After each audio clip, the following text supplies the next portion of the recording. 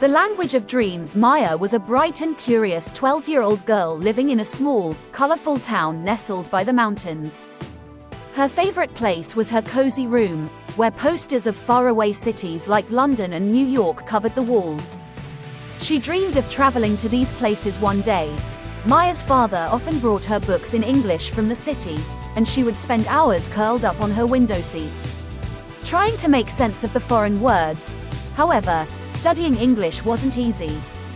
Her parents spoke only a little, and the English teacher at her school taught more from the textbook than from the heart. But Maya had a fire within her. She wanted to speak fluently, to sing songs in English, to understand movies without subtitles, and most of all, to write stories that the whole world could read. One afternoon, while browsing the dusty shelves of her favorite second-hand bookstore, Maya stumbled upon a peculiar, leather-bound book titled The Language of Dreams. She opened it and saw it was filled with stories in both English and her native language, alternating page by page. At the back of the book was a message: to those who dare to dream in 2 languages, a magical world awaits. Intrigued, Maya took the book home. That night, she opened it and began reading the first story, a tale about a young girl named Amelia who could speak to the moon. As she read, she noticed something strange. She could suddenly understand every English word without needing to translate it in her head. Excited, she kept reading until she fell asleep. But her dreams that night were unlike any she had ever had before. She dreamt she was Amelia, standing on a hilltop, speaking to a glowing silver moon that answered her back in English. "Don't be afraid of mistakes," the moon said softly. "It is through them that you find your true voice." When she woke up, Maya felt a surge of confidence. She decided to take a more immersive approach to learning. She began to watch English cartoons without subtitles, read short stories aloud, and even talk to herself in English as she went about her day. She joined an English-speaking club at school where she met other kids who also wanted to practice the language. There, she met Anna, who had just moved from England. They quickly became friends, helping each other with their languages, Anna learning Maya's native tongue, and Maya practicing English with Anna. One day, Anna told Maya about a storytelling competition organized by the local British Council, and Maya felt her heart leap.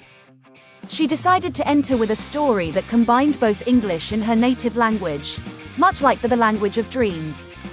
She wrote a story about a girl named Zara who finds a magical pen that writes in 2 languages, connecting the worlds of her imagination and reality. The night before the competition, Maya dreamt again. This time, she was standing at a grand podium, and all around her were characters from her stories and from The Language of Dreams. They cheered her on, whispering words of encouragement in both languages. "You can do it, Maya. Let your heart speak." When the day of the competition arrived, Maya felt nervous but excited. As she stood on the stage, she began her story in English but seamlessly wove in her native language, bringing a unique rhythm to her tale. The audience was mesmerized, and when she finished, there was a moment of silence before the entire hall erupted in applause. Maya didn't win first place, but she received a special prize for Best Bilingual Storytelling. And the judges praised her for her creativity and passion for languages. More importantly, she gained confidence and realized that learning English wasn't just about mastering grammar or vocabulary, it was about connecting worlds, cultures, and dreams. From that day on, Maya continued to write stories in both languages, her heart swelling with pride each time she created a new tale. She knew she still had much to learn, but she also knew one thing for sure: she would never stop dreaming, in both her mother tongue and English. And who knew what magical world awaited her next? And as she turned the last page of The Language of Dreams, she smiled. A new chapter in her life had just begun.